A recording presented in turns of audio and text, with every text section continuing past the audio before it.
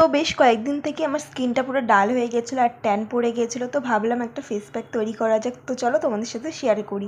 তো আমি অল্প করে চাল নিয়ে ওভারনাইট ভিজিয়ে রেখেছিলাম আর সকালে উঠে এটাকে বেটে নিলাম। আর ফার্স্ট স্টেপে করতে হবে, এই চালের গুঁড়োটা আছে, এটা দিয়ে আমাদের 10 থেকে 15 মিনিট মুখ থেকে পুরো স্ক্রাব করে ধুয়ে নিতে হবে। সেকেন্ড স্টেপে এখানে আয়োডিন আমি মুলতানি মিট্টি নিয়েছি, মানে এই চালগুলোর মধ্যে মুলতানি মিট্টি, একটু হলুদ আর অর্ধেক টমেটোর যে পাল্পটা থাকে সেটা দিয়ে ভালো করে মিশিয়ে নিব। আর মেশানোর পর এরকম লাগবে দেখতে। তো চলো অ্যাপ্লাই করি। আর এটাকে অ্যাপ্লাই করে যতক্ষণ না শুকাবে ততক্ষণ আমাদের এভাবে ছেড়ে দিতে হবে।